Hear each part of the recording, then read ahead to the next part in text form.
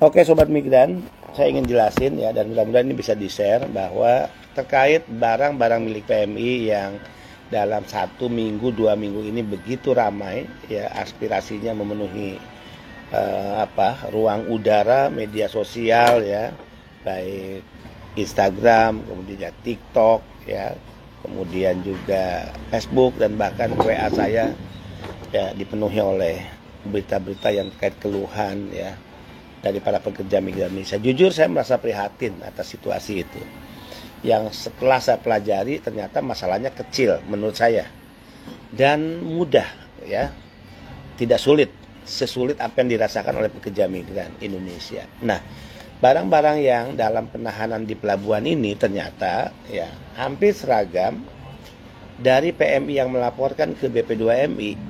Jawaban yang mereka temukan dari petugas di lapangan adalah karena alasannya adanya aturan yang sedang digodok ya, atau belum disahkan. Nah, aturan yang sedang digodok itu adalah aturan yang terkait apa yang diperjuangkan BP2MI tentang pentingnya ada kebijakan yang mengatur secara khusus barang-barang milik PMI yang dikirim atau yang dibawa ya, termasuk bagaimana mengatur relaksasi atau keringanan pajak atau biaya atas barang-barang itu. Ya, nggak ada lain. Ada revisi Permendag yang harus segera dikeluarkan revisinya. Ada PMK Peraturan Menteri Keuangan yang harus diterbitkan oleh Menteri Keuangan. Nah, pertanyaannya kenapa? Karena aturan itu kemudian barang-barang ditahan. Sangat-sangat tidak logis. Bahkan saya mengatakan tidak masuk akal kalau benar alasan itu. Ya, tidak masuk akal. Harusnya sederhananya agar tidak adanya korban ya, ini kan korban udah berjatuhan, agar tidak ada korban ya di pihak PMI, harusnya bahwa aturan yang dimaksud tadi sedang berproses itu adalah hal lain, tapi barang-barang milik PMI lalu lintas keluar masuk pengiriman tetap seperti biasa, gitu kan ya. Kan yang membedakan adalah jika peraturan baru sudah keluar, PMI dengan pengiriman barangnya akan mendapatkan keringanan biaya atau relaksasi pajak. Jika belum keluar, otomatis PMI belum mendapatkan keringanan itu. Jadi sangat tidak relevan, ya, tidak masuk akal menurut saya, dan tidak tepat jika karena alasan peraturan yang sedang dalam proses pembahasan itu, kemudian, ya sekali lagi kemudian, yang dikorbankan adalah pekerja migran Indonesia karena barang-barang mereka ditahan. Bagaimana saya tidak terenyuh ya, tidak sakit hati bahkan. Ada kiriman barang, makanan, yang pasti jika 1-2 bulan makanan itu rusak. Makanya saya berani mengatakan, omong kosong dengan kerusakan barang-barang makanan PMI ini, jika ada pihak yang berani mau mengganti kerusakan makanan itu, paling nggak ada. Semua pasti angkat tangan. Ya. Nah jika itu terjadi, ini dolim. Ini jahat menurut saya. Kedua, ada barang-barang kado, hadiah. Ya, seorang ibu yang bekerja di Taiwan, Hong Kong, di Timur Tengah misalnya, mengirimkan kado untuk hari ulang tahun anaknya. Seorang anak yang sedang bekerja di Taiwan, Hong Kong, Singapura, Malaysia, Jepang, Korea, Timur Tengah, mengirimkan barang hadiah kado oleh-oleh untuk orang tuanya. Bayangkan, untuk ibu bapaknya. Ya, yang mungkin ingin barang ini diterima di hari spesial. Hari yang bisa disebut hari kebahagiaan. Ya. Dari calon penerima barang itu, apakah dia anak, ataukah suami, atau istri, ataukah orang tua. Hari istimewa, tapi karena terjadi penahanan, akhirnya hari istimewa itu lewat begitu saja. Bahkan ada seorang ibu yang menangis ya kepada saya hanya karena dia dianggap pembohong oleh anaknya.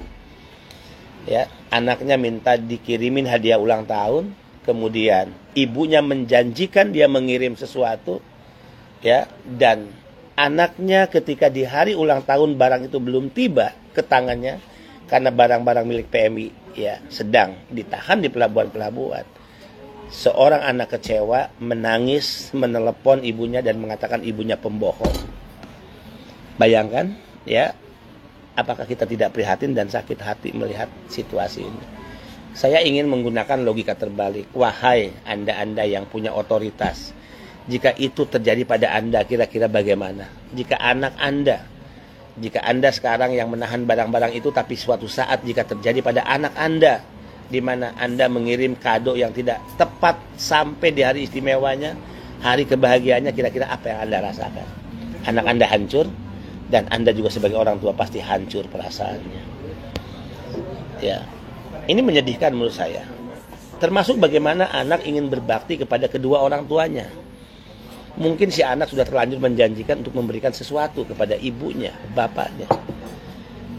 Dari jauh, dari hasil keringat, darah, air mata dia bekerja, ya, dia membeli sesuatu, dia janjikan untuk dikirim ke ibu bapaknya. Mungkin juga agar barang itu diterima, kiriman itu di hari istimewa. Tapi ternyata kiriman sang anak tidak bisa diterima oleh ibu bapaknya. Bisa dibayangkan, menyedihkan. Ya.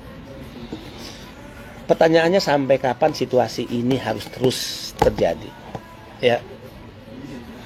Ini yang kita tidak inginkan. Negara ini adalah negara demokrasi. Jika kita paham secara sungguh-sungguh, yang berdaulat di negara demokrasi itu rakyat, bukan penguasa. Bukan presiden, bukan para menteri, bukan para kepala badan, ya, bukan para anggota TNI, bukan para anggota Polri, ya, bukan para staf di kementerian-kementerian lembaga, bukan kepala daerah, bukan para anggota DPR yang terhormat, bukan.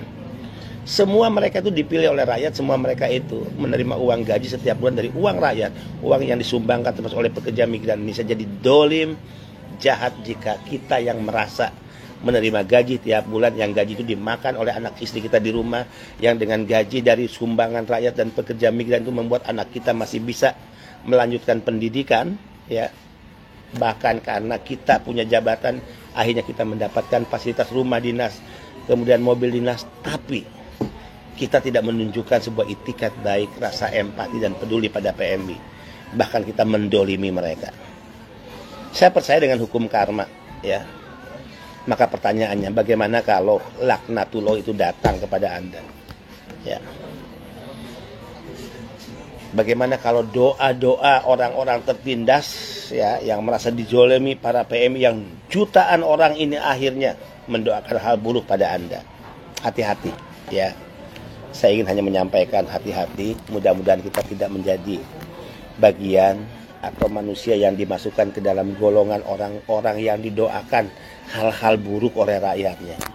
Kita ingin semua kita didoakan hal-hal yang baik, tapi jika rakyat habis kesabaran karena dia merasa suaranya tidak didengar, aspirasinya diabaikan, hak-haknya diterlantarkan, bahkan didolimi oleh kekuasaan, maka yang kita khawatirkan adalah kita menjadi orang yang setiap hari hanya akan mendapatkan doa-doa buruk, ya, dari rakyatnya, dari para pekerja migran Indonesia. Sampai hari ini Sobat Migran, dengan surat yang kita kirim ke Ibu Menkyu belum ada jawaban. Tentu saya ingin melaporkan, mengupdate, karena jika ada jawaban pasti saya sampaikan lagi. Ini loh jawabannya, ya. Nah, sampai hari ini surat itu belum ada respon dari Ibu Menteri, dan saya orang yang sangat percaya mengenal Ibu Menkyu, Ibu Sri Mulyani. Dia orang baik, dia memiliki kepedulian pada PMI. Saya pernah bicara langsung, ya, empat mata dengan beliau. Nah, situasi ini pasti, ya, tidak beliau ketahui apa yang terjadi di lapangan dengan penahanan-penahanan barang. Sehingga, ayo speak up, teriakan, bunyikan, suarakan terus agar masalah ini sampai kepada Ibu Sri Mulyani dan juga sampai kepada Bapak Presiden Republik Indonesia. Saya masih percaya dengan Presiden, ya, kita juga. Saya percaya dengan Ibu Menteri, kita juga. Mereka orang-orang baik, ya. Insya Allah ini sampai kepada mereka, dan apa yang menjadi penderitaan PMI, ya, cepat selesai dan cepat diakhiri. Atas nama orang yang hari ini sedang mendapatkan kepercayaan dari negara, kepercayaan rakyat, demi Allah saya meminta maaf kepada pekerja migran Indonesia. Walaupun saya tahu ini bukan kewenangan saya. Saya wajib minta maaf karena kewenangan yang terbatas yang saya tidak memilikinya untuk membebaskan PMI dari problem ini.